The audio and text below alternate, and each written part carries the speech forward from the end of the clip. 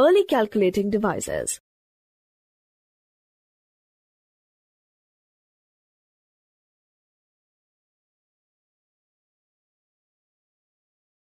Early calculating devices. Following are some of the early calculating devices: stones, sticks, and fingers.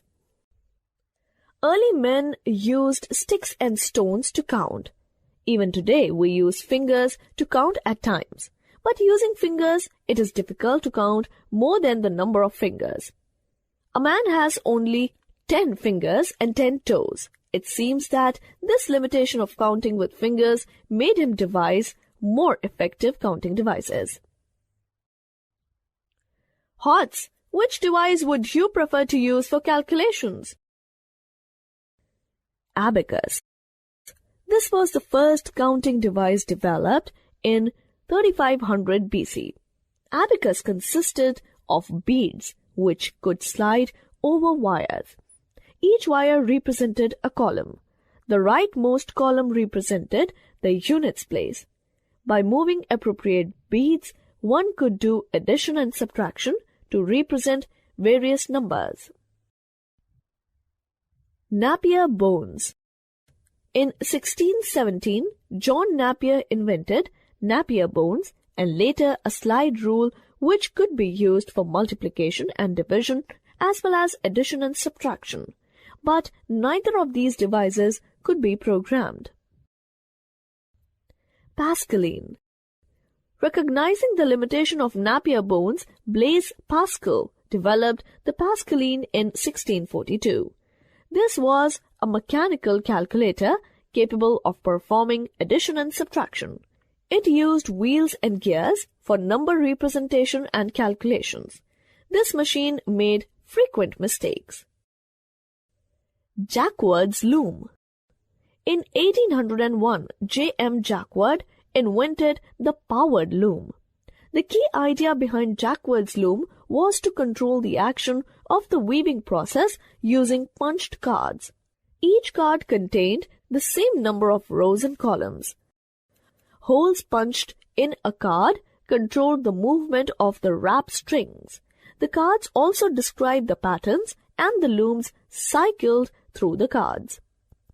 This machine could encode the knowledge of the master weaver, producing automated weaving. Babbage's engine.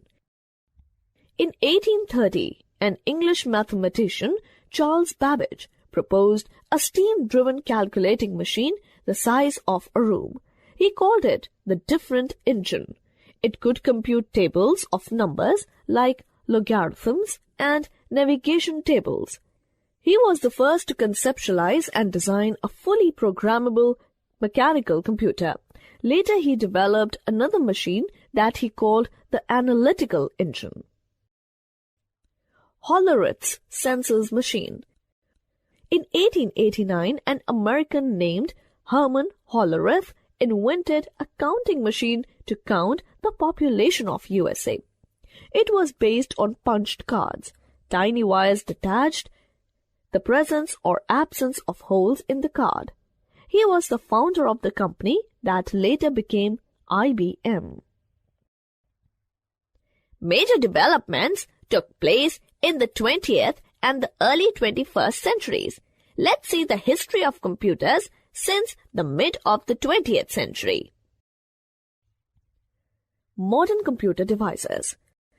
The first digital electronic computer, ABC. The first computer prototype to use vacuum tubes instead of mechanical switches was built by John V. Atanasoff and Clifford E. Berry. It was called Atanasoff-Berry Computer, ABC. It used the binary number system like a modern computer. Howard Mark I. It was the first fully automated electronic computer, more reliable than early machines. It was developed by Howard H. Aiken. It marks the beginning of the era of the modern computer and the real dawn of the computer age. ENIAC and UNIVAC. ENIAC, or Electronic Numerical Integrator, is the first electronic general-purpose digital computer. It was invented by John Presper Eckert and John Marshalli at the University of Pennsylvania. It could be programmed to solve different computing problems. Marshalli and Eckert later developed the UNIVAC-1, Universal Automatic Computer. It was the first commercial electronic computer developed in 1951. It could work with numeric as well as with text data. Wow, it's so big! Some more. The construction of ENIAC began in 1943 and lasted until 1946. Generations of computers. The development of electronic computer took place in 5 distinct phases known as generations of computers. With each generation, computers got better, smaller, cheaper, and more powerful than those of the previous generations. Decrease in, increase in. Size. With each generation, the size of computers became smaller. Speed. The computing speed increased with each generation. Cost. Computers became cheaper and hence accessible to more people with each generation. Storage capacity. The computer memory increased with every generation. Heat generated. Heat generated by the machines became lesser. They consumed lesser electricity with each generation. Accuracy. With each generation, computers became more and more error-free. Each new generation of modern computers resulted in the following changes. Features of the first generation of computers, 1940 to 1956. Use of vacuum tubes. Punched cards was used to store data. High consumption of electricity. Programming in machine language. Very large in size.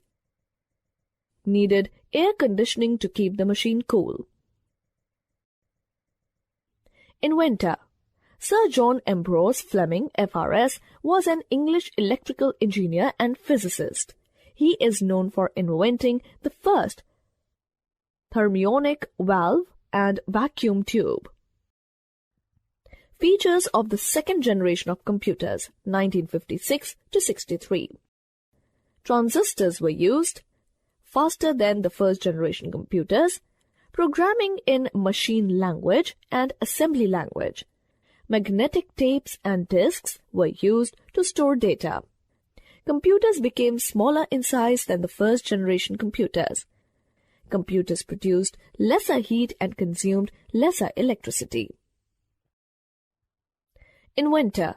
The transistor was invented by William Shockley, John Bardeen, and Walter Brattain in 1947.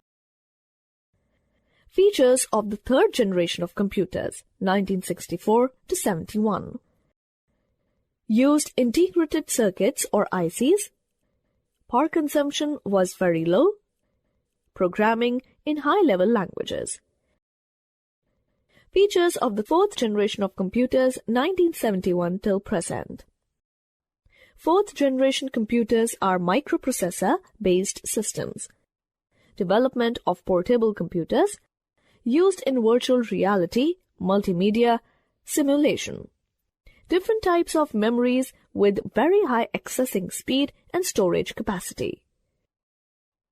Features of the fifth generation of computers, present and beyond. Fifth generation computers are future generation computers. Fifth generation computers will use super large scale integrated chips. They will have artificial intelligence. They will be able to recognize images and graphs. They will be able to use multiple CPUs for faster processing. Fifth generation computers are intended to work with natural languages.